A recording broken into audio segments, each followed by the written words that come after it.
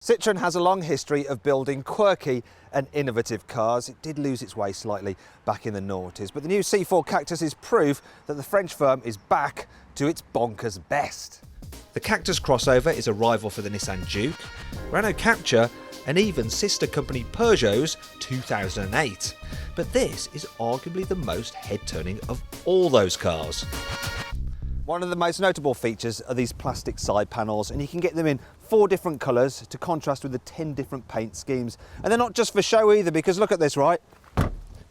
I'm not just some weird vandal punching a car. I wanted to illustrate that these actual panels, they're called Citroen's new, look, here we go, air bump system, and it's a world exclusive. So this plastic contains special little bubbles which absorb energy. And oh no, look, I've left a mark, but don't worry because it rubs off. There you go, you see. I'm not just some crazy person. I just wanted to check out Citroen's claims. Just do my job, people, all right?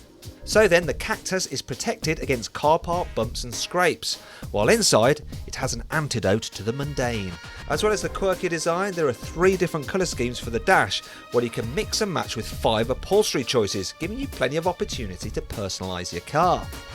Now, I will admit that there are quite a lot of hard, brittle plastics about the place, but you do get soft touch material on the dash and some nice shiny bits of trim. And you've got to remember, this is actually quite a cheap car to buy, and you can check out the exact prices at carbuyer.co.uk. And overall, I really like this interior. It's different to any other car, really. That's what you'd expect from a Citroen. Also, you get very good equipment as standard. So you get a colour touchscreen, you also get DAB digital radio, there's USB input down there, but you're going to need to step up to the mid-level car because that one gets air conditioning, and that's a must on any car, really. Also, it gets Bluetooth and a leather steering wheel, which is nice. This is the range topping model, and I wouldn't bother with it because it's a little less competitive. Now, the cars, they come with lots of safety equipment. So you've got 6 airbags as standard, and you've got obviously 2 curtain airbags.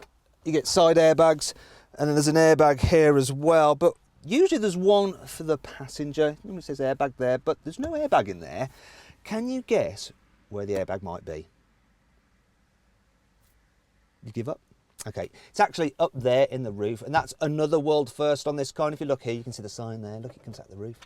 So, yeah, Citroen is innovating. This has allowed Citroen to make better use of the space in the dash and fit a top-loading glove box. In fact, the Cactus has plenty of use for cubby spaces.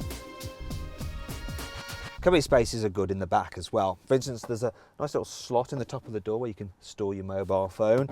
There's a huge door bin just down here, easily enough space for a 1 litre bottle of water, and there's easily enough space for adults back here, actually. So this seat is in my usual driving position, and as you can see, knee room is good. If I sit up straight, you'll notice that headroom is a bit tight. I'm 5'11", and I can just about squeeze my fingers between the roof and my head. Now, the reason for that is this panoramic sunroof. It's optional. If you don't have it, there is more headroom. But in this particular instance, I would say get it. It's a £400 option, and it just lets so much light flood into the cabin. It feels real spacious back here as a result of that roof. And you might notice, look, it has no sunblind like other panoramic roofs, and that's because it can actually block out UV light, so it keeps the cabin nice and cool without the need for a sunblind. And you know, if you want to carry 3 people here in the back, you can, because, well, this central seat, it's not raised up that much like in other cars. So if I shuffle across, headroom's, well, it's exactly the same as in the outer seats. And yes, there is a hump just here on the floor, but because the footwells are nice and large, there is enough room for everyone's feet. So this car is good for carrying rear passengers. The C4 Cactus is a very cheap car to run. All models do more than 60 miles per gallon. There's even a diesel which will top 90 mpg, though it's the petrols which really make the most sense.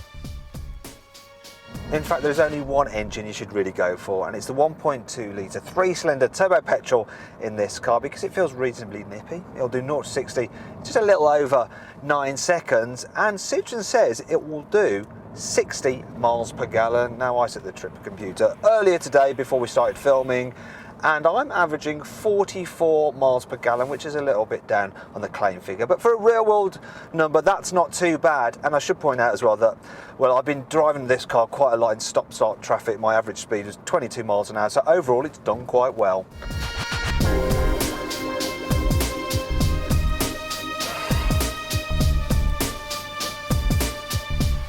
C4 Cactus is a reasonably quiet car to travel in, considering it is slightly taller than other vehicles, and obviously that gives you a good view out, and all-round visibility is very good as well. It's comfortable too. The suspension, the way it deals with bumps is really good. It just glides over imperfections in the road. The only minor downside to the suspension is that when you hit a real severe bump, you do get this kind of banging sensation into the cabin, like you're down in some posher cars, but that doesn't happen very often really.